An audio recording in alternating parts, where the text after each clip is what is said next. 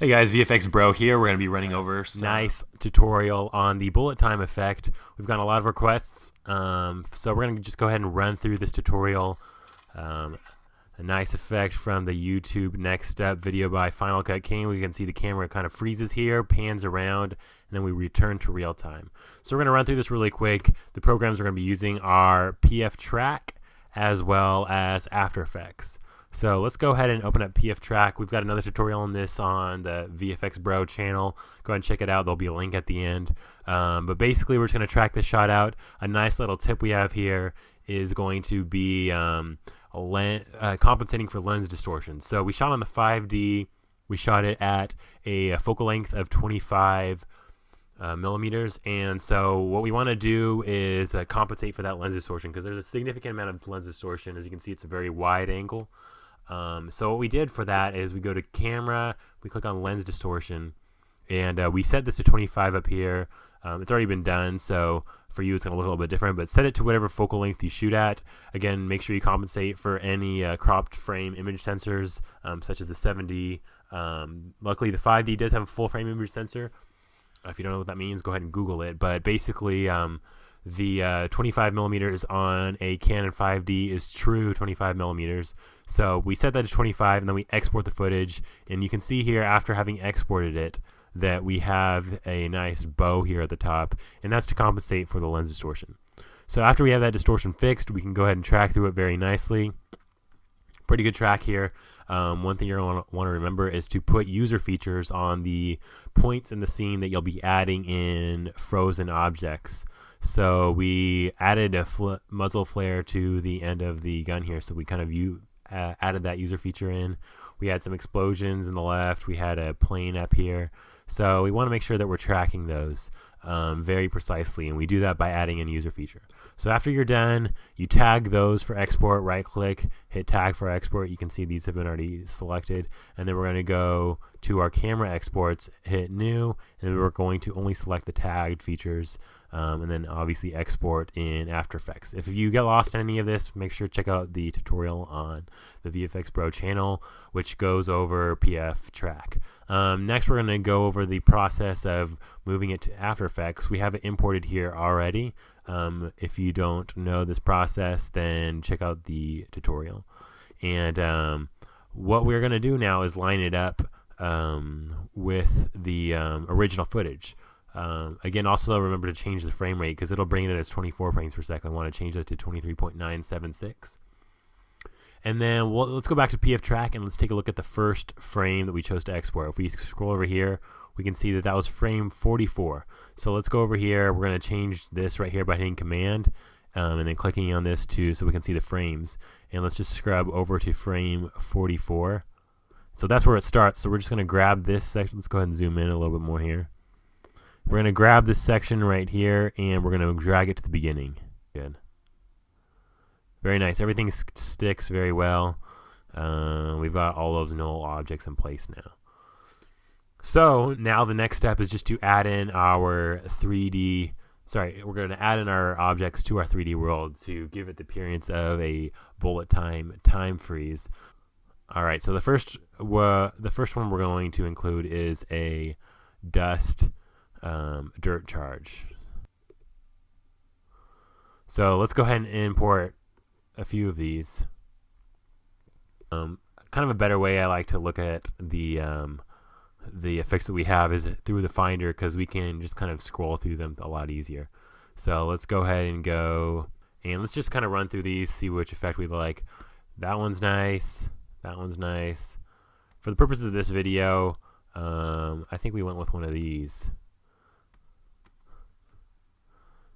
Yeah, let's go ahead and go with this dirt charge number 2 right here. So we're just going to drag that into After Effects.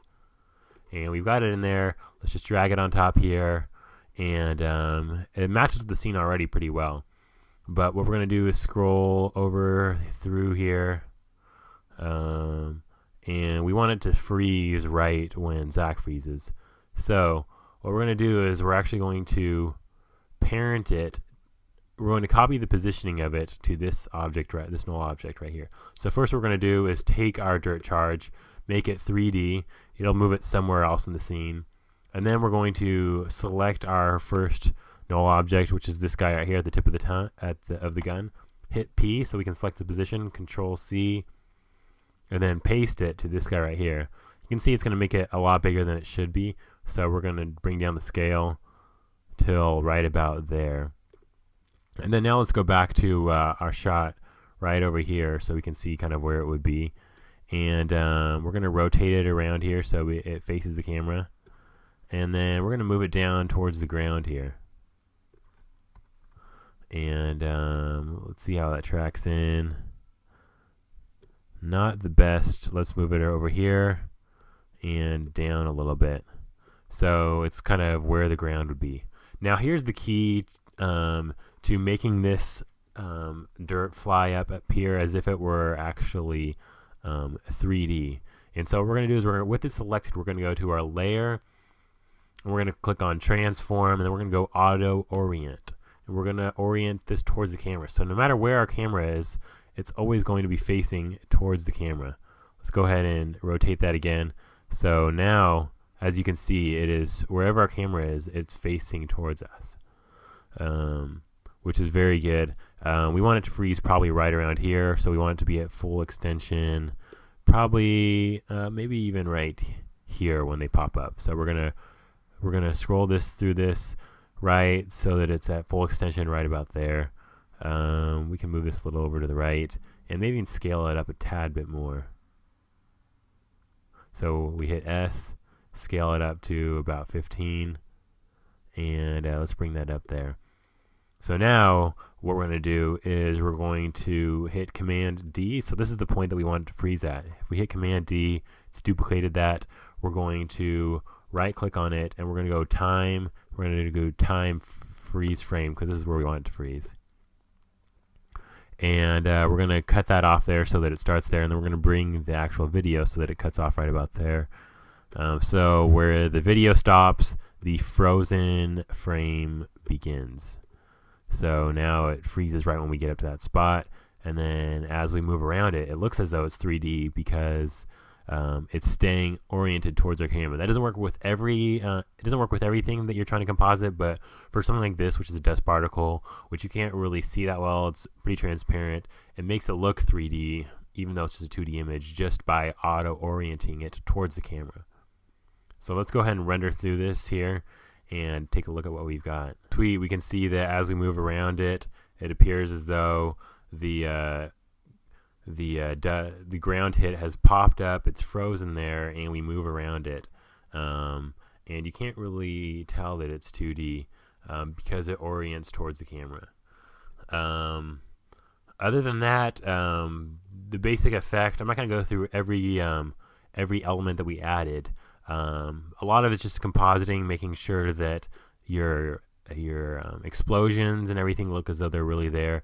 But the basic process just involves taking whatever you want to be in the scene and copying it to the position of these various null objects so that they appear as though they're actually there. Again, nothing has actually been frozen on set. It's very simple. We just move around Zach. We can even see here that his hair flies up in the wind. But all of this is kind of faked as an illusion of a time freeze through the adding of these particles. When we take our muzzle flare, we're going to want to add it to this shot right here, add it to this null object right there, and the explosions we put on the wall there. All very simple stuff. If you have any specific questions, feel free to leave me a comment. This has been the VFX Bro with a tutorial in the time freezing effect.